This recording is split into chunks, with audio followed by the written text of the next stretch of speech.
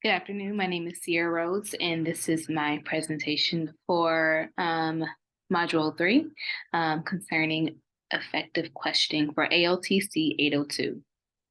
I'm going to share my screen.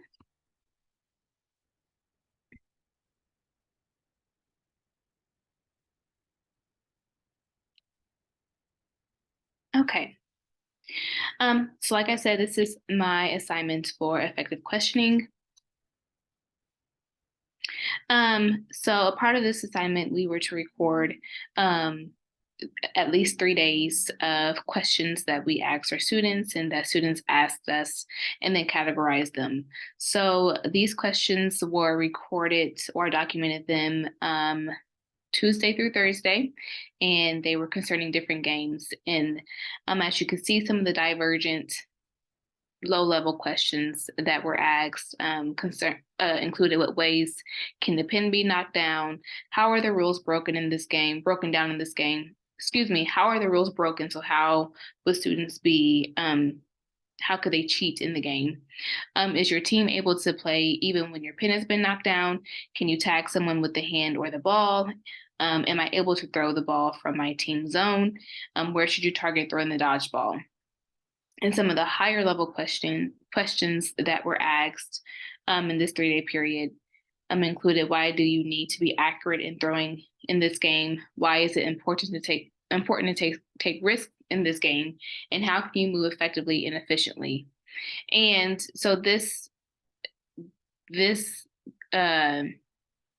questions had to do with 3 different activities that we played. One was called War Ball, one was called Hideout, and the other one was called Tower Rush. And they were all pertaining to Standard 2 learning concepts, where students have to create and utilize strategies among their teams using their open and closed spaces. So basically how to strategize, how to work as a team to achieve the objective of that game, which is usually to win. So a lot of those low-level questions you see are just kind of clarification, making sure they don't cheat, and how they can possibly win.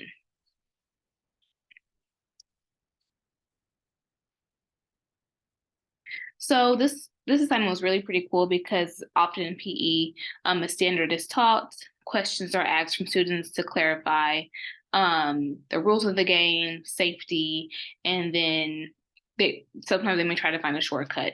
But this led me to really want to strategize or figure out how to ask those deeper level questions so that students are starting to connect the dots between the standards and how it's applicable to different games and transferable to different games and different motor standards. So one way I plan to do that is to plan for both those convergent and divergent questions, so those open and closed questions, and then to ask a combination of them. So I think in my content, asking closed-ended questions is quite normal, especially for that clarification. But then adding that open one, whether it's at the end of a lesson, so like an exit ticket, or even to deeper the understanding when introducing a standard or after a couple of days of trying to assess and master that standard. The third strategy is to make sure my questions are clear and concise. So making sure they can understand and making sure it's not too abstract to where they don't understand what's going on, but also to where, because it is PE, they're ready to get moving. So making sure that question is just what that says, clear and concise. And then building the wait time. So not expecting the answer in the first 2 seconds, but giving students the opportunity to think about the question, wait 30 seconds before they answer it versus trying to rush through that process. So in my literature review, some things that I came upon was how effective questioning does deepen their listening skills, especially when a standard is being introduced, and how it can challenge their focus and their thinking, and in that clear expectations are communicated. Also, when effective questioning is used, it helps develop an interest and curiosity in the content or that standard, and it helps assess their knowledge and, once again, the understanding. So Some of the 4 key points that I found from my literature review included using effective questioning help students understand concepts and strategies in physical education.